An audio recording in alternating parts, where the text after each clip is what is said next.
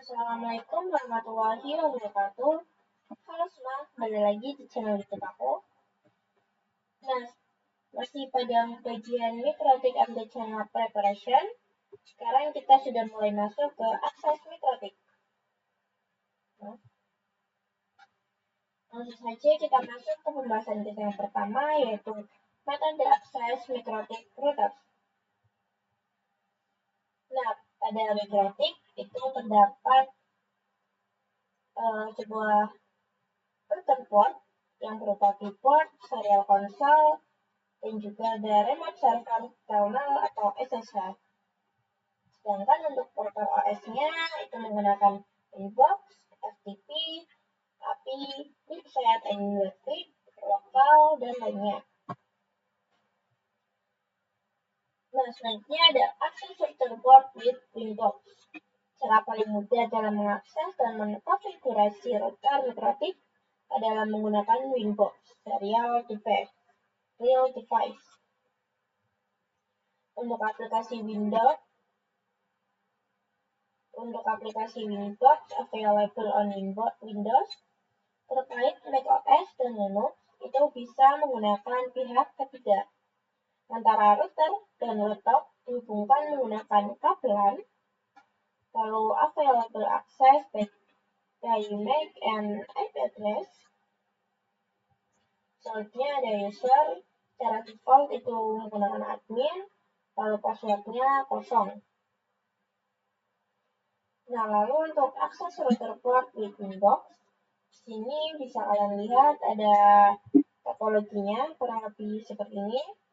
Jadi nanti caranya tuh kabelan itu dihubungkan dari port LAN pada PC atau perangkat kita, laptop kayak apa, lalu dihubungkan ke PowerPoint atau router port kita, lalu dimasukkan ke port Ethernet 2. Nah, untuk tampilan pada Winbox sendiri kurang lebihnya itu seperti ini ya. Di sini ada konektor itu sebagai available yang berisi MAC address atau IP address. Lalu untuk loginnya menggunakan admin secara defaultnya jika kalian belum pernah merubah atau mengganti username-nya. Lalu untuk passwordnya kosong. Nah, ini ya, seperti ini, sama. Nah, setelah itu kita akan mengklik yang IP paling 2 ini, lalu connect. Setelah itu akan muncul seperti ini.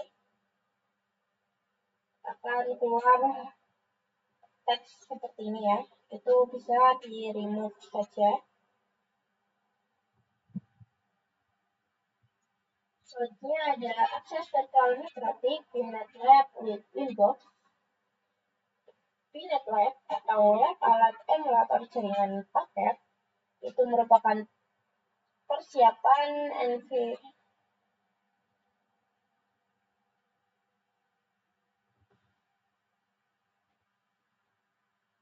Nah, untuk akses virtual mikrotik menggunakan VNetLab with Winbox itu kurang lebih seperti ini ya. VNetLab atau singkatan dari lab alat emulator jaringan paket. Itu pertama-tama kita persiapkan environment VNetLab yang sudah tersedia perangkat virtual mikrotik. Jadi pada VNetLab kita sediakan terlebih dahulu perangkat virtual mikrotiknya seperti ini. Lalu selain itu persiapkan aplikasi Winbox. Lalu selanjutnya lakukan koneksi antar ISP dengan router. Lalu connect virtual mikrotik using box. Jadi kedua ini akan dikonekkan. Selanjutnya mengakses router port with WebFig. WebFig diperkenalkan sejak router OS versi 5 dengan fungsi yang sama dengan Winbox, yang juga telah support pada IPv4 dan IPv6. Selain itu juga support terhadap HTTP dan HTTPS. Lalu sebagai alternatif Winbox, bisa juga juga untuk akses router port via WebFig dengan mengetikkan IP router pada browse http://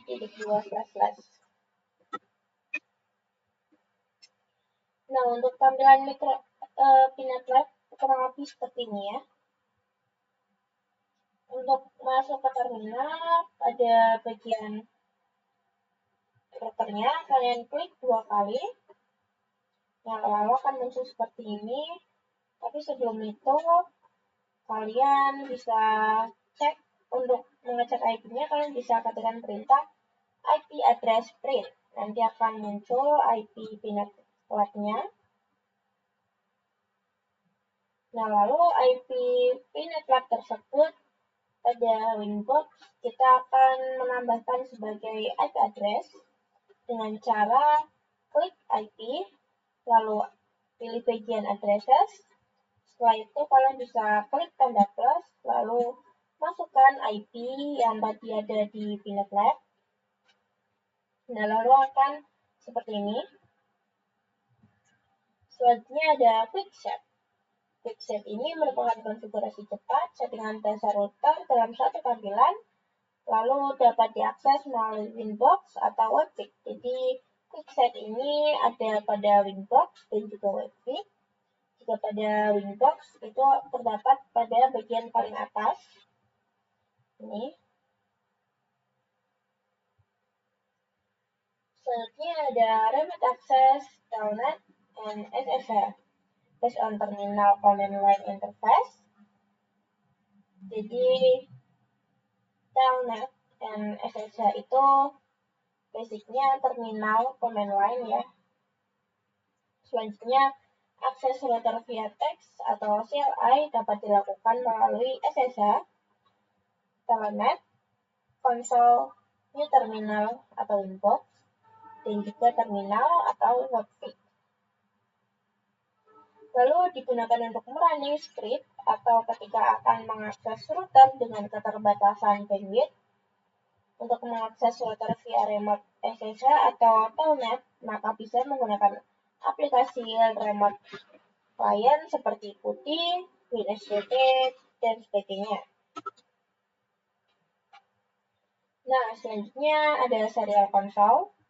Ini merupakan kabel yang digunakan pada saat kita menggunakan mikrotik.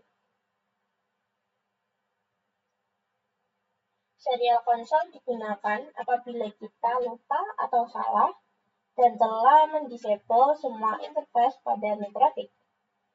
Lalu serial console dibutuhkan saat kita menggunakan net install. Lalu remote via serial console dibutuhkan kabel DB-9 atau convert USB ke DB-9 menggunakan program hyperterminal, baud rate 115.200, data bit 8, parity non, stop bits 1, dan flow control 0. Nah, mungkin untuk materi kali ini kita cukupkan sampai di sini terlebih dahulu. Kurang lebihnya mohon maaf. Wassalamualaikum warahmatullahi wabarakatuh.